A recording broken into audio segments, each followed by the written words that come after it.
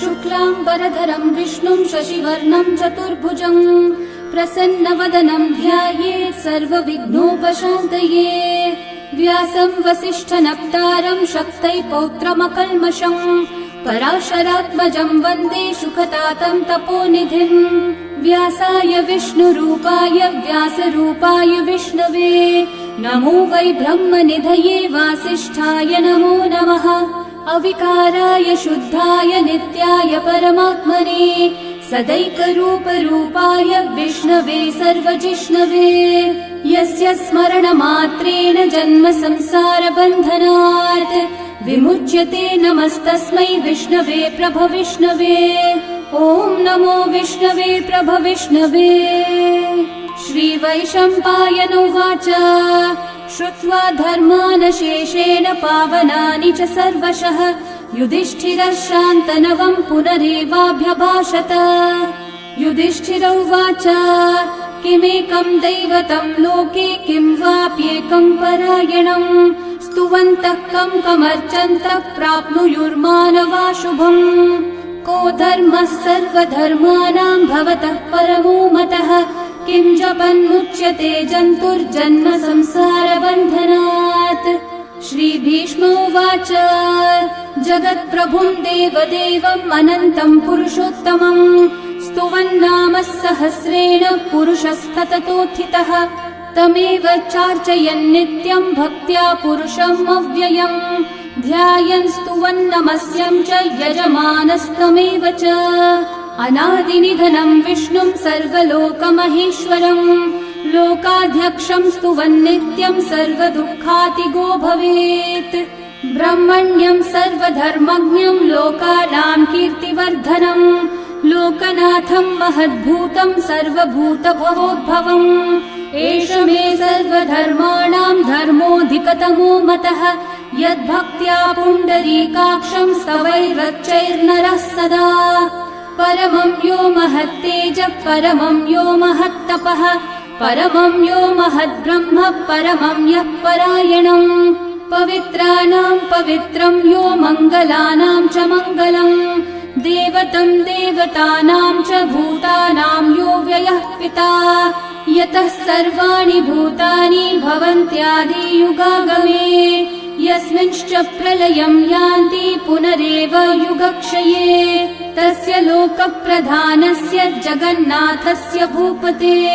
विष्णोर्नाम सहस्रं मे शृणु पापभयापहम्। यानि नामानि गौणानि विख्यातानि महात्मनः ऋषिभिः परिगीतानि तानि वक्ष्यामि भूतये। ऋषिर्नाम्नां सहस्रस्य वेदव्यासो महामुनिः छन्दोऽनुष्ठुप् तथा देवो भगवान् देवकीसुतः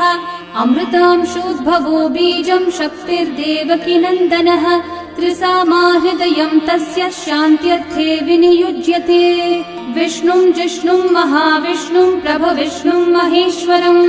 अनेकरूपदैत्यान्तं नमामि पुरुषोत्तमम्। अस्य श्रीविष्णोर्दिव्यसहस्रनामस्तोत्रमहामन्त्रस्य श्रीवेदव्यासो भगवान् ऋषिः अनुष्ठुप्छन्दः श्रीमहाविष्णुः परमात्मा श्रीमन्नारायणो देवता अमृतांशोद्भवो भानुरिति बीजम् देवकी नन्दनः सृष्टेति शक्तिः उद्भवक्षोभणो देव इति परमो मन्त्रः शङ्ख बृन्नन्दकी चक्रीति कीलकम् शार्ङ्गधन्वा गदाधर इति अस्त्रम् रथाङ्गपाणिरक्षोभ्य इति नेत्रम् त्रिसामा सामगः सामेति कवचम् आनन्दम् परब्रह्मेति योनिः ऋतुः सुदर्शनः काल इति दिग्बन्धः श्रीविश्वरूप इति ध्यानम् श्रीमहाविष्णुः प्रीत्यर्थे सहस्रनाम जपे विनियोगः।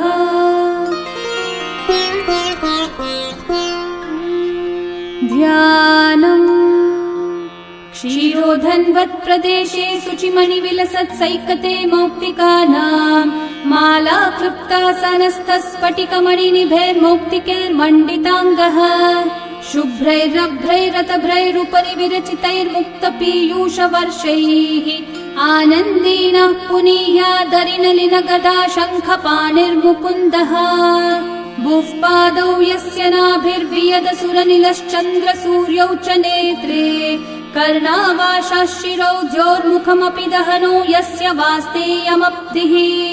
अन्तस्थं यस्य विश्वं सुरनरखगो भोगि गन्धर्वदैत्यैः चित्रं रम्यते त्रिभुवन विपुषं विष्णुमीशं नमामि। ॐ नमो भगवते वासुदेवाय। शान्ताकारं भुजगशयनं पद्मनाभं सुरेशं विश्वाधारं गगनसदृशं मेघवर्णं शुभाङ्गं लक्ष्मीकान्तं कमलनयनं योगिहृद्ध्यानगम्यं वन्दे विष्णुं भवभयहरं सर्वलोकैकनाथम् मेघश्यामं पीतकौशेयवासं श्रीवत्साङ्कं कौस्तुभोद्भासिताङ्गम् पुण्योपेतं पुण्डरीकायताक्षं विष्णुं वन्दे सर्वलोकैकनाथम् नमः समस्तभूतानामादिभूताय भूभृते अनेकरूपरूपाय विष्णवे प्रभविष्णवे सशङ्खचक्रं सकिरीटकुण्डलं सपीतवस्त्रं सरसीरुहेक्षणं सहारवक्षस्थलशोभिकौस्तुभं नमामि विष्णुं शिरसा चतुर्भुजम् छायायां पारिजातस्य हेमसिंहासनोपरि आसीनमम्बुदश्याममायताक्षम् अलङ्कृतम् चन्द्राननं चतुर्बाहुं श्रीवत्साङ्कितवक्षसं रुक्मिणी सत्यभामाभ्यां सहितं कृष्णमाश्रये। ॐ विश्वं विष्णुर्वषट्कारो भूतभव्यभवत्प्रभुः भूतकृद्भूतभृद्भावो भूतात्मा भूतभावनः भूतात्मा परमात्मा च मुक्तानां परमा गतिः अव्ययः पुरुषः साक्षी क्षेत्रज्ञोऽक्षर एव च योगो योगविदां नेता प्रधानः पुरुषेश्वरः नारसिंहः वपुः श्रीमान् केशवः पुरुषोत्तमः सर्वः शर्वः शिवस्थाणोर्भूतादिर्निधिरव्ययः सम्भवो भावनो भर्ता प्रभवः प्रभुरीश्वरः स्वयंभू शम्भुरादित्यः पुष्कराक्षो महास्वनः अनादिनिधनो धाता विधाता धातुरुत्तमः अप्रमेयो ऋषिकेशः पद्मनाभोऽमरः प्रभुः विश्वकर्मा मनुस्त्वष्टा स्थविष्ठस्थविरो ध्रुवः अग्राह्यः शाश्वतः कृष्णो लोहिताक्षः प्रतर्दनः प्रभुतस्त्रिककुब्धामः पवित्रं मङ्गलं परम् ईशानः प्राणदः प्राणो ज्येष्ठः श्रेष्ठः प्रजापतिः हिरण्यगर्भो भूगर्भो माधवो मधुसूदनः ईश्वरो विक्रमी धन्वी मेधावी विक्रमक्रमः अनुत्तमो दुराधर्षः कृतज्ञः कृतिरात्मवान् सुरेशः शरणं शर्म विश्वरेतः प्रजाभवः अहः संवत्सरो व्याळः प्रत्ययः सर्वदर्शनः अजः सर्वेश्वरः सिद्धिः सिद्धि सर्वादिरच्युतः वृषा कपिरमेयात्मा सर्वयोगविनिःसृतः वसुर्वसुमना सत्यः समात्मा संमितः समः अमोघः पुण्डरीकाक्षो वृषकर्मा वृषाकृतिः रुद्रो बहुशिरा बभ्रुर्विश्वयोनिः शुचिश्रवाः अमृतः शाश्वतस्थाणोर्वरारोहो महातपाः सर्वगः सर्वविद्भानुः विश्वक्सेनो जनार्दनः वेदो वेदविदव्यङ्गो वेदाङ्गो वेदवित्कविः लोकाध्यक्षः सुराध्यक्षो धर्माध्यक्षः कृताकृतः चतुरात्मा चतुर्व्यूहश्चतुर्दंष्ट्रश्चतुर्भुजः भ्राजिष्णुर्भोजनं भोक्ता सहिष्णुर्जगदादिजः अनघो विजयो जेता विश्वयोनिः पुनर्वसुः उपेन्द्रो वामनः प्रांशुरमोघः शुचिरूर्चितः अतीन्द्रः सङ्ग्रहः सर्गो धृतात्मा नियमो यमः वेद्यो वैद्यः सदा योगी वीरः माधवो मधुः अतीन्द्रियो महामायो महोत्साहो महाबलः महाबुद्धिर्महावीर्यो महाशक्तिर्महाद्युतिः अनिर्देश्य वपुः श्रीमान् अमेयात्मा महाधृतक् महेश्वासो महीभर्ता श्रीनिवासः सतां गतिः अनिरुद्धः सुरानन्दो गोविन्दो गोविदाम्पतिः मरीचिर्दमनोहंसः सुपर्णो भुजगोत्तमः हिरण्यनाभः सुतपः पद्मनाभः प्रजापतिः अमृत्युः सर्वदृक्सिंहः सन्धाता सन्धिमान् स्थिरः अजो दुर्मशनः शास्ता विश्रुतात्मा सुरारिः गुरुर्गुरुतमो धामः सत्यः सत्यः पराक्रमः निमिषो निमिषस्रग्वी वाचस्पतिरुदारधीः अग्रणीर्ग्रामणी श्रीमान् न्यायो नेता समीरणः सहस्रमूर्धा विश्वात्मा सहस्राक्षः सहस्रपात् आवर्तनो निवृत्तात्मा संवृतः सम्प्रमर्दनः अहः संवर्तको वह्निरनिलो धरणीधरः सुप्रसादः प्रसन्नात्मा विश्वदृग्विश्वभुग्विभुः सत्कर्ता सत्कृतः साधुर्जन्मोर्नारायणो नरः असंख्येयो प्रमेयात्मा विशिष्टः शिष्टकृच्छुचिः सिद्धार्थः सिद्धसङ्कल्पः सिद्धिदः सिद्धिसाधनः वृषाही वृषभो विष्णुर्वृषपर्वा वृषोदरः वर्धनो वर्धमानश्च विविक्तः श्रुतिसागरः सुभुजो दुर्धरो वाग्मी महेन्द्रो वसुदो वसुः नैकरूपो बृहद्रूपः क्षिपिविष्टप्रकाशनः ओजस्तेजोद्युतिधरः प्रकाशात्मा प्रतापनः ऋद्धस्पष्टाक्षरो मन्त्रश्चन्द्रांशूर्भास्करद्युतिः अमृतांशूद्भवो भानुः शशबिन्दुः सुरेश्वरः औषधं जगतः सेतुः सत्यधर्मः पराक्रमः भूतभव्यभवन्नाथः पवनः पावनो नलः कामः कामकृत्कान्तः कामः कामप्रदः प्रभुः युगादिकृद्युगावर्तो नैकमायो महाशनः अदृश्यो व्यक्तरूपश्च सहस्रजिदनन्तजित् इष्टो विशिष्टशिष्टेष्ठः शिखण्डी नहुषो वृषः क्रोधः क्रोधकृत्कर्ता विश्वबाहुर्महीधरः अच्युतः प्रथितः प्राणः प्राणदो वासवानुजः अपान्निधिरधिष्ठानम् अप्रमत्तः प्रतिष्ठितः स्कन्दः स्कन्दद्धरो धुर्यो वरदो वायुवाहनः वासुदेवो बृहद्भानुरादिदेवः पुरन्दरः अशोकस्थारणस्थारः शूरः शौरिर्जनेश्वरः अनुकूलः शतावर्तः पद्मी पद्मनिभीक्षणः पद्मनाभोरविन्दाक्षः पद्मगर्भः शरीरभृत् महर्धिरिग्धो वृद्धात्मा महाक्षो गरुडध्वजः अतुलः शरभो भीमः समयज्ञो हविर्हरिः सर्वलक्षणलक्षण्यो लक्ष्मीवान् समितिञ्जयः विक्षरो रोहितो मार्गो हेतुर्दामोदरः सहः महीधरो महाभागो वेगवानमिताशनः उद्भवक्षोभणो देवः श्रीगर्भः परमेश्वरः करणं कारणं कर्ता विकर्ता गहनो गुहः व्यवसायो व्यवस्थानः संस्थानस्थानदो ध्रुवः परर्धि परमस्पष्टः तुष्टः पुष्टः शुभेक्षणः रामो विरामो विरतो मार्गो नेयो नयो नयः वीरशक्तिमतां श्रेष्ठा धर्मो धर्मविदुत्तमः वैकुण्ठः पुरुषः प्राणः प्राणदः प्रणवपृथुः हिरण्यगर्भः शत्रुघ्नो व्याप्तो वायुरधोक्षजः ऋतुः सुदर्शनः कालः परमेष्ठी परिग्रहः उग्रः संवत्सरो दक्षो विश्रामो विश्वदक्षिणः विस्तारस्थावरस्थाणुः प्रमाणं बीजमव्ययम् अर्थोऽनर्थो महाकोशो महाभोगो महाधनः अनिर्विण्णस्थविष्ठो भूर्धर्मयूपो महामखः नक्षत्रनेमिर्नक्षत्री क्षामः क्षामः समीहनः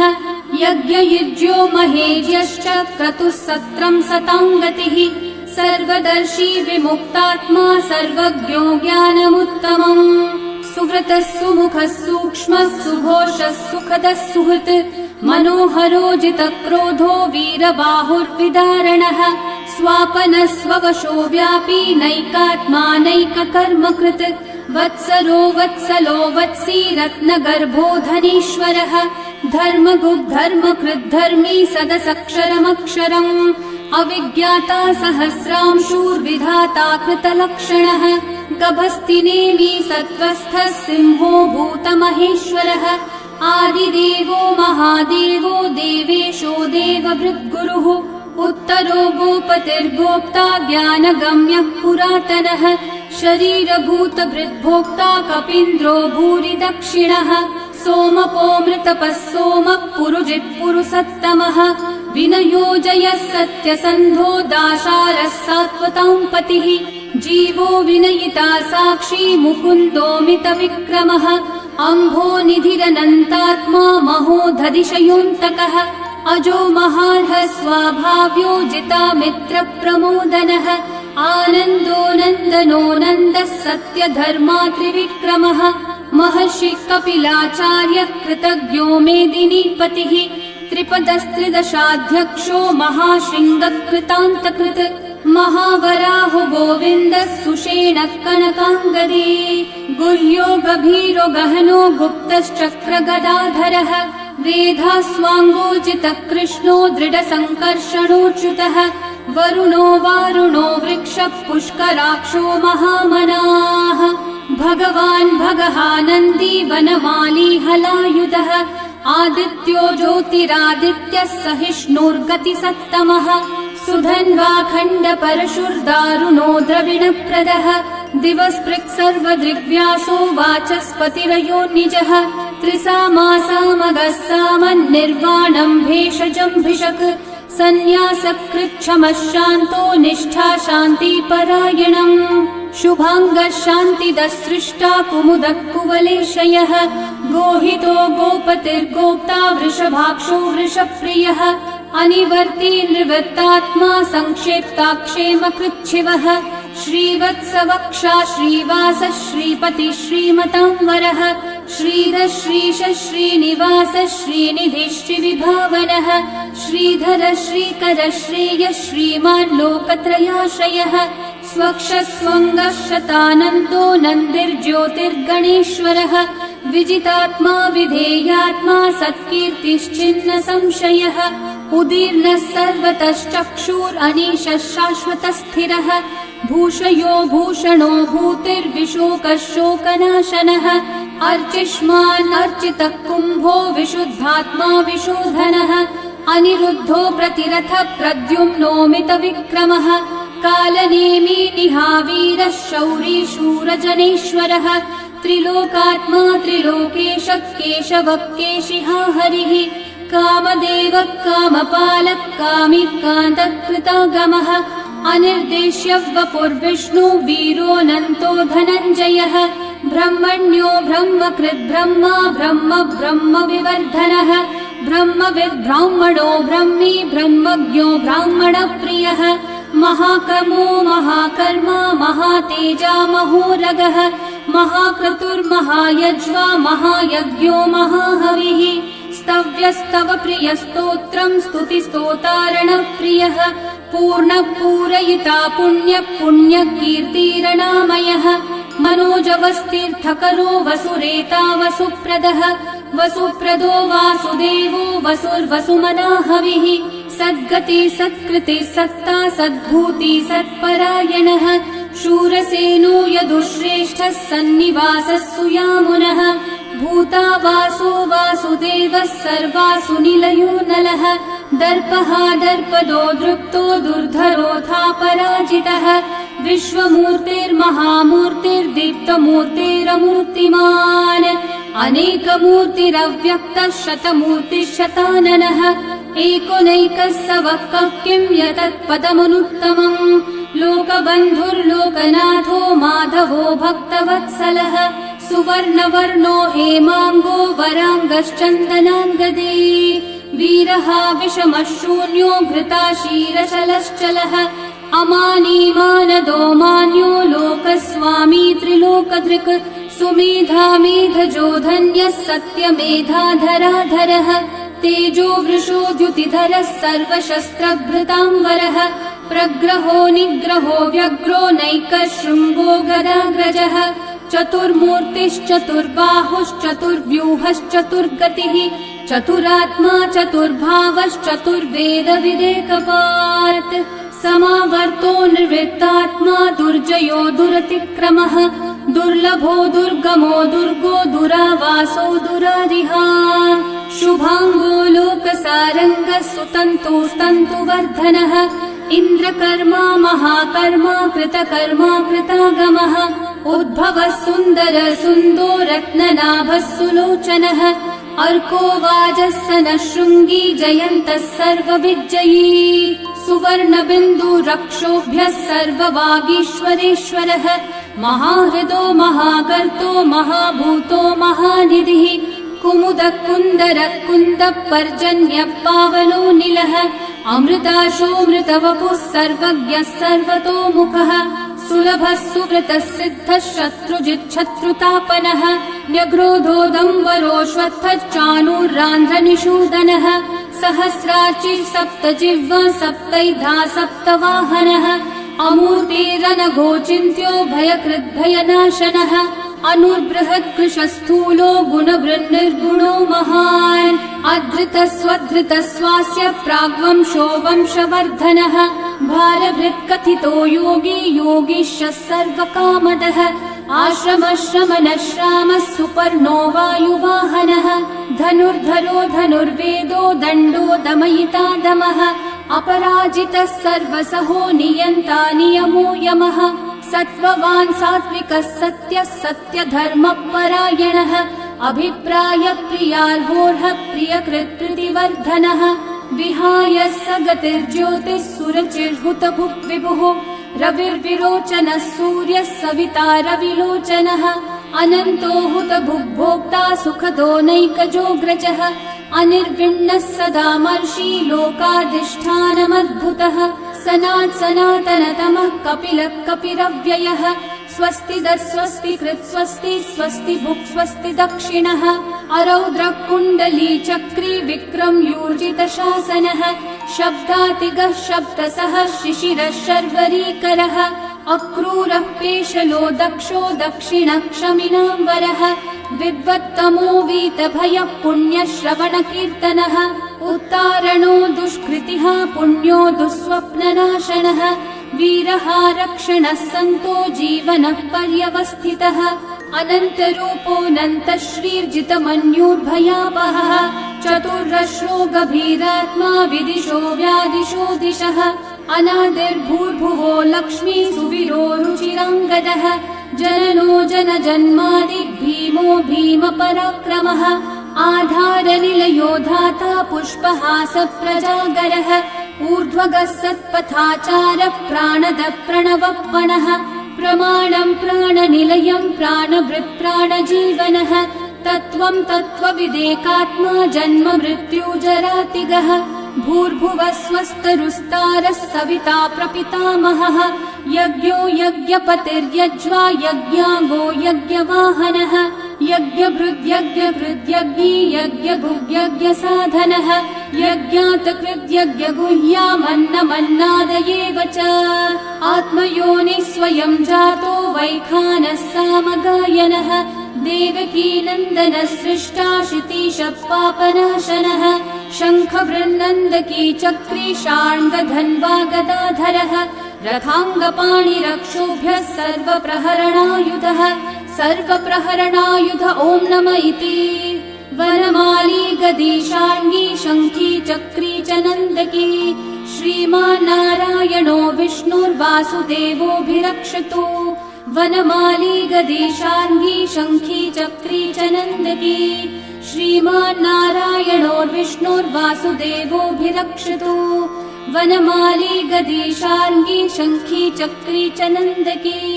श्रीमान्नारायणो विष्णुर्वासुदेवोऽभिरक्षतु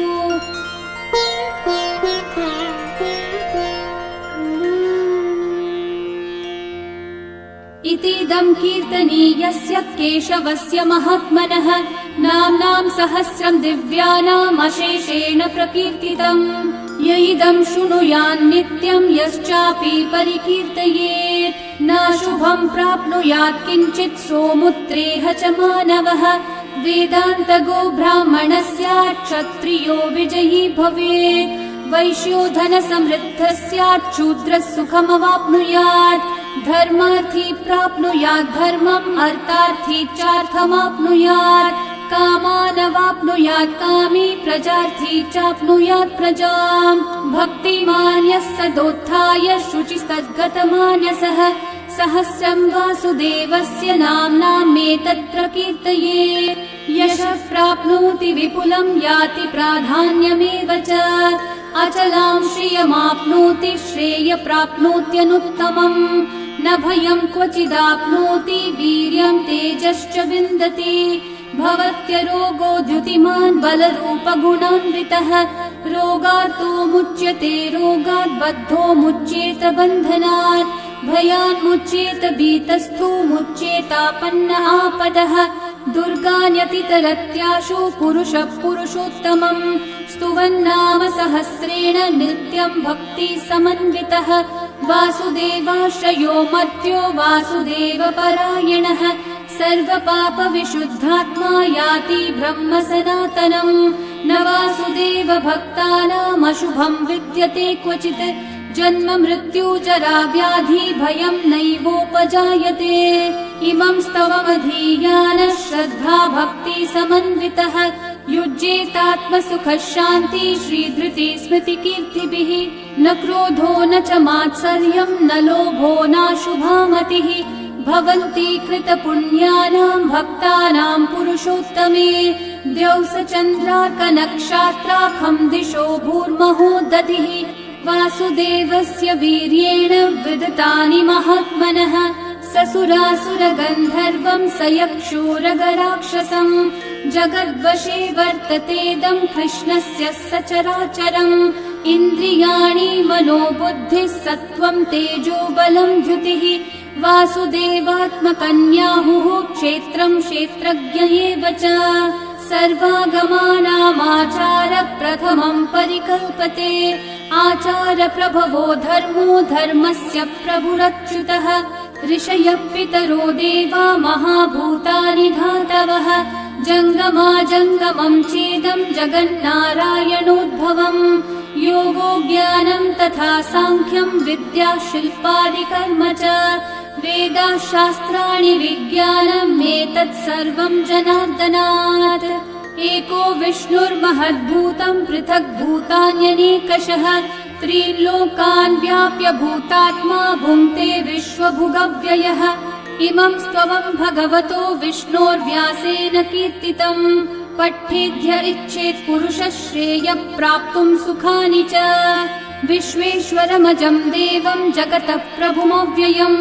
भजन्ति ये पुष्कराक्षं न ते यान्ति पराभवम्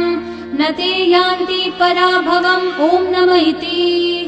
अर्जुनोवाच पद्मपत्रविशालाक्षः पद्मनाभः सुरोत्तम भक्तानामनुरक्तानां त्राता भव जनार्दन श्रीभगवानुवाच यो मां नाम सहस्रेण स्तोतुमिच्छति पाण्डव सोऽहमेकेन श्लोकेन स्तुत एव न संशयः स्तुत एव न संशय ॐ नम इति व्यास उवाच वासनाद्वासुदेवस्य वासितं भुवनत्रयम् सर्वभूतनिवासोऽसि वासुदेव नमोऽस्तु ते श्रीवासुदेव नमोऽस्तु ॐ नम इति पार्वत्योवाच केनोपायेन लघुना विष्णोर्नाम सहस्रकम् पठ्यते पण्डितेर्नित्यं श्रोतुमिच्छाम्यहं प्रभो ईश्वरोवाच श्रीराम राम रामेति रमे रामे मनोरमे सहस्रनाम तत्तुल्यं राम नाम वरानने श्रीराम राम रामेति रमे रामे मनोरमे सहस्रनाम तत्तुल्यं राम नाम वरानने श्रीराम राम रामेति रमे रामे मनोरमे सहस्रनाम तत्तुल्यं रामनाम वरानने श्रीराम नाम वरानन ॐ नम इति ब्रह्म उवाच नमोऽस्त्वनन्ताय सहस्रमूर्तये सहस्रपादाक्षि शिरोरुबाहवे सहस्रनाम्ने पुरुषाय शाश्वते सहस्रकोटियुगधारिणे नमः सहस्रकोटियुगधारिण ॐ नम इति सञ्जय उवाच यत्र योगेश्वर कृष्णो यत्र पार्थो धनुर्धरः तत्र श्रीर्विजयो भूतिर्ध्रुवा नीतिर्मतिर्मम श्रीभगवानुवाच अनन्याश्चिन्तयन्तो मा ये जनाः पर्युपासते तेषां नित्याभियुक्तानां योगक्षेमं वहाम्यहम् परित्राणाय साधूनां विनाशाय च दुष्कृतां धर्म संस्थापनार्थाय सम्भवामि युगे युगे आर्ता विषण्णा शिथिलाश्च भीता घोरेषु च व्याधिषु वर्तमानाः संकीर्त्य नारायण शब्दमात्रं विमुक्तदुःखा सुखिनो भवन्तु कायेन वाचा मनसैन्द्रियैर्वा बुद्ध्यात्मना वा प्रकृते स्वभावात् करोमि यद्यत् सकलं परस्मै नारायणायेति समर्पयामि। श्री विष्णु सहस्रनाम स्तोत्रम् सम्पूर्णम्।